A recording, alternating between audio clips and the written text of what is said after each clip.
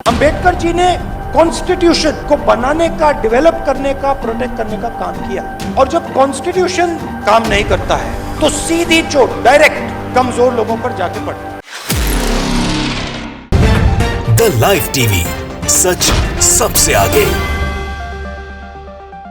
दोस्तों, एक बार फिर से राहुल गांधी सामने आए और इस बार उन्होंने मोदी सरकार पर जो निशाना साधा था उसकी वजह से जमकर फजीयत हो रही है भारतीय जनता पार्टी की। और न केवल भारतीय जनता पार्टी के नेता बल्कि अंधभक्तों की भी गुर्दे छिल चुके हैं, क्योंकि एक एक तथ्य जो राहुल गांधी ने सामने रखे थे वो सरकार के लिए हुए तथ्य थे। उन्हीं आधार पर बताया कि कैसे संविधान की धज्जियां उड़ाई जा रही हैं, कैसे संवैधानिक संस्थाओं की धज्जियां उड़ाई जा रही हैं और तमाम जो उद्योगपति हैं उनके सामने नतमस्तक नजर आती है मोदी सरकार। आज हम सिलसिलेवार तरीके से दिखाने जा रहे हैं कि कैसे गुर्दे छील कर रख दिए हैं राहुल गांधी ने भारतीय जनता पार्टी के। नमस्कार, मैं हूं प्रज्वल गौतम और आप देख रहे हैं द लाइव टीवी।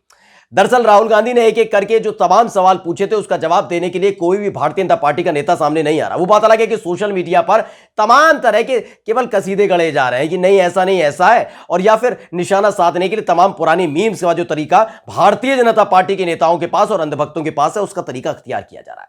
लेकिन जो सवाल उठा दिए हैं राहुल गांधी ने उसका जवाब कोई नहीं दे रहा, बगले झांक रहे हैं।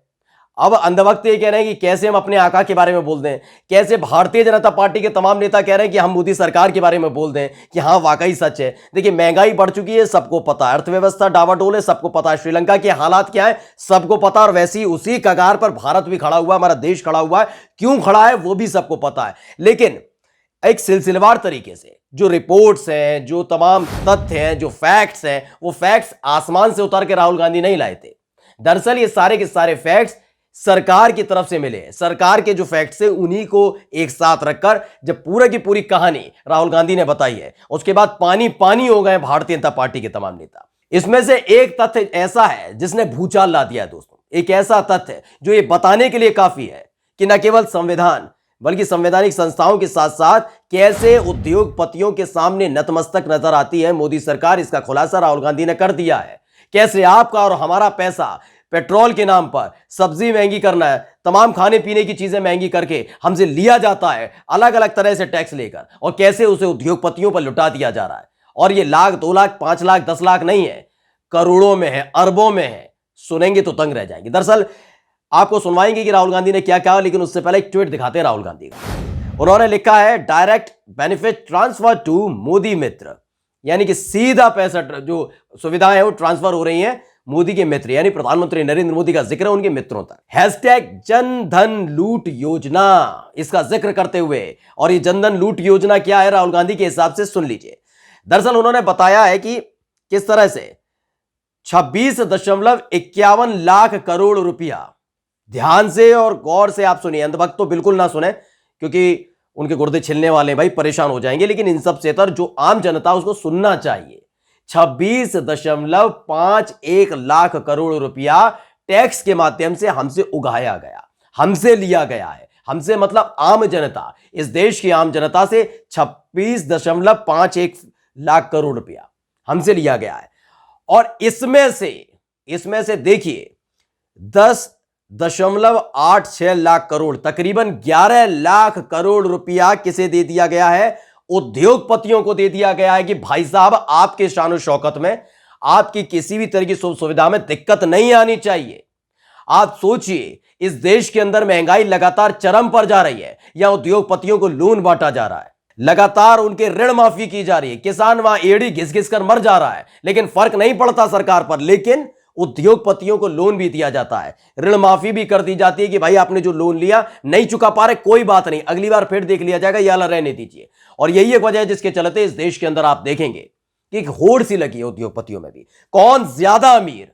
और यहां पर क्या आम आदमी पिस रहा है कि हम रात को अपने जब ऑफिस से लौटेंगे, दफ्तर से लौटेंगे, तो सब्जी क्या लेकर जाएंगे, खाने के लिए क्या लेके जाएंगे, कैसे पेट्रोल पड़वाएंगे, कैसे डीजल पड़वाएंगे। लेकिन कुछ ऐसे अंधभक्त आते हैं, वो अंधभक्त बताते हैं कि चंद रुपया तो बढ़ा है, और देशों में तो ज्यादा से ज्यादा पैसा बढ़ रहा है पेट्रोल डीजल पर। मतलब सारी की सारी जो शर्म हया हो गई है, इन लोगों ने अब भी बेच के खा रखी है। लेकिन जैसे ही राहुल गांधी ने पोल खोली है, यकीन मानिए कि इंसान आगे निकलने के लिए तैयार नहीं, ना अंधभक्त न भारतीय जनता पार्टी के नेता की इस वाला जो ये ट्वीट किया उन्होंने इस पर जवाब दे सके, क्योंकि जानते हैं क्योंकि इसके नीचे जो उन्होंने साफ तौर पर लिखा है वो भी पढ़कर हम आपको बता देते हैं। उन्होंने लिखा है कि taxes lived by central government and RBI loan data 2014 से 2022 के बीच ये है। जो डेटा है ये आरबीआई का डेटा है, वहां से लिया गया था। उस आधार पर बताया गया कि पिछले 8 साल के भीतर अपने दोस्तों को या यूं कहें इस देश के उद्योगपतियों को तकरीबन 10.86 लाख करोड़ यानी 11 लाख करोड़ रुपया लुटा दिया गया है। आम जनता मरती है तो मरने में कोई फर्क नहीं पड़ता, महंगाई बढ़ती है तो बढ़ने दीजिए। याद करिएगा, अपने घर वालों से भी पूछिएगा जाकर, क्या कभी उन्होंने 125 रुपए लीटर का पेट्रोल डलवाया था? जो सिलेंडर के दाम है उस सिलेंडर के दाम अभी भी ऐसे हैं। लेकिन राहुल गांधी जब ये मुद्दा उठाते हैं तो उसको दूसरी धारा में, क्योंकि इनका आईटी सेल काम करता है भारतीय जनता पार्टी का, तो वो उसे दूसरी धारा में ले जाने की कोशिश करता है, मस्खरी करनी शुरू कर देते हैं। तो जो सीरियस इशू है उसको इधर उधर डावाडोल करने की कोशिश करते हैं। ये तमाम चीजें की जाती हैं जिससे जो मेन चीज है, जो मुद्दा राहुल गांधी की तरफ से उठा दिया गया है, उसे दिखाया ना जाए, ना बताया जाए, लोगों तक पहुंच ना पाए। ये पता लगे कि राहुल गांधी ने जो बात कही वो हंसी मजाक की हो सकती है, वो सीरियस हो ही नहीं सकती बात। ये तमाम चीजें जाहिर करने की कोशिश की जाती है। लेकिन राहुल गांधी ने इस बार जो बोला है वो आपको सुनना चाहिए, समझना चाहिए कि कैसे संवैधानिक संस्थाओं को भी सीधे तौर पर चोट पहुंचाई जा रही है। कॉन्स्टिट्यूशन हिंदुस्तान का हथियार है, मगर इंस्टीट्यूशन के बिना कॉन्स्टिट्यूशन का कोई मतलब नहीं। इंस्टीट्यूशन सबके सब आरएसएस के हाथ में है, इंस्टीट्यूशन आपके और हमारे हाथ में नहीं है। अंबेडकर जी ने कॉन्स्टिट्यूशन को बनाने का, डेवलप करने का, प्रोटेक्ट करने का काम किया, क्योंकि अंबेडकर जी ने हमें हथियार दिया। मगर आज उस हथियार का कोई मतलब नहीं है। और किया कैसे जा रहा है? मीडिया को कंट्रोल करके, 3-4 सबसे बड़े अरबपतियों को कंट्रोल करके, पेगासस से राजनेताओं को कंट्रोल करके। मैं आपको बता रहा हूं, स्टेज पे बता रहा हूं, अगर मैंने 1 रुपया लिया होता ना, मैं ये भाषण नहीं दे पाता। लड़ाई सिर्फ जनता कर सकती है। जब तक हिंदुस्तान की जनता के अंदर जो आवाज है, जब तक वो नहीं निकलेगी, तब तक इंस्टीट्यूशन को कंट्रोल करके कॉन्स्टिट्यूशन को ये लागू नहीं होने देंगे। और जब कॉन्स्टिट्यूशन काम नहीं करता है तो सीधी चोट डायरेक्ट कमजोर लोगों पर जाके पड़ती। तो सुना, बाबा साहेब अंबेडकर के संविधान से देश चलता है, लेकिन वो देश है कहां? संविधान कहां है? देश तो यही कहीं है, संविधान भी यही है, लेकिन उसे चलने दिया जा रहा है। क्या आपको अभी तक ये लगता है कि संवैधानिक संस्थाएं अब सीधे तौर पर काम कर पा रही है? यह बात हम इसलिए कह रहे हैं क्योंकि सबसे महत्वपूर्ण अगर जिंदगी में कुछ होता है तो वो आजादी से पहले भरपेट खाना होता है। क्या वो खाना आप अपनी मर्जी से आज खा सकते हैं? क्योंकि महंगाई इतनी चरम पर पहुंच चुकी है। सिर्फ हमारी बात आज राहुल गांधी के उस ट्वीट पर कर रहे हैं जो उन्होंने किया है, क्योंकि तमाम प्रेस कॉन्फ्रेंस के दौरान जिस तरह से धज्जियां उड़ा कर रख दी थी मोदी सरकार की, उस पर लंबा डिबेट होगी। लेकिन इन सब के बीच आपको बताना जरूरी है कि अडानी लगातार तमाम विदेशों के जो बड़े बड़े उद्योगपति हैं उनसे ज्यादा मुनाफा कमा चुके हैं। यह बात शायद किसी को पता ना हो, लेकिन यह हो चुका है। इस देश के अंदर लगातार अमीर और अमीर हो रहा है। यह तमाम जो अलग अलग उद्योगपति हैं उन पर पैसा लुटाया जा रहा है, गवाया जा रहा है। लेकिन आम इंसान के लिए पैसा बढ़ा दिया जाता है और तर्क दिया जाता है जब आप पिज्जा खा सकते हैं तो ये भी, इसको भी वहन करना सीखिए।